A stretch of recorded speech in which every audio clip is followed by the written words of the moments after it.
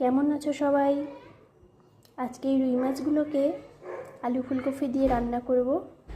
কিভাবে রান্না করব চলো রেসিপিটি তোমাদের এই ভিডিওর মাধ্যমে দেখিয়ে দিই। প্রথমেই এই রুই মাছগুলোকে লাল লাল করে ভেজে নিয়েছি। তারপরে কড়াইতে জিরা ফোড়ন দিয়ে কেটে রাখা আলুগুলোকে দিয়ে দিয়েছি।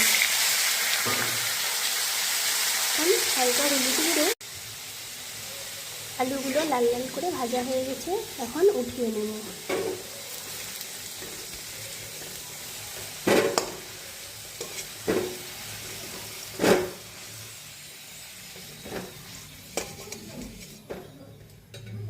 এখন ফুলকপিগুলোকে দিয়ে দেব। এখন হালকা হলুদ গুঁড়ো আর লবণ, ফুলকপিগুলো হলুদ লবণ দিয়ে লাল করে ভাজা হয়ে গেছে, এখন নামিয়ে নেব।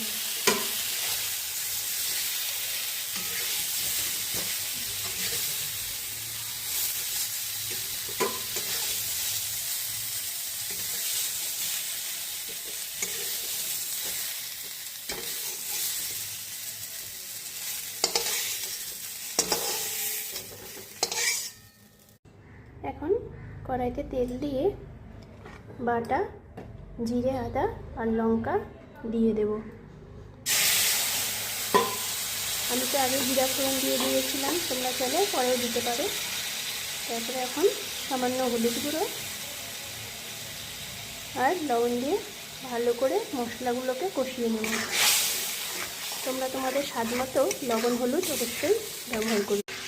মশলা কষানো হয়ে এলে আলু আর ফুলকপিগুলোকে দিয়ে আরেকটু সময় কষিয়ে নেব। মশলা দিয়ে ভালো মতো কষিয়ে নেওয়া হয়ে গেছে, এখন জল দিয়ে দেব। জল দিয়ে আলু আর ফুলকপিগুলোকে 15 মিনিট সেদ্ধ করে নিব, পরে মাছগুলো দেব। আলু ফুলকপি সেদ্ধ হয়ে এসেছে, এই যে ঝোলও কতটা ঘন হয়ে এসেছে। এখন মাছগুলো দিয়ে আরেকটু সময় ফুটিয়ে নেব।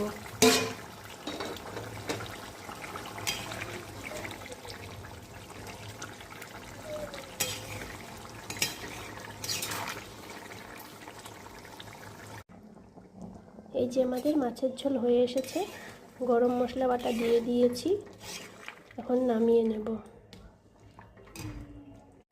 এই যে আমাদের আলু ফুলকপি দিয়ে রুই মাছের রেসিপি একদম রেডি হয়ে গিয়েছে। তোমরা কে কে খেতে পছন্দ করো একটু কমেন্ট করে অবশ্যই জানিও।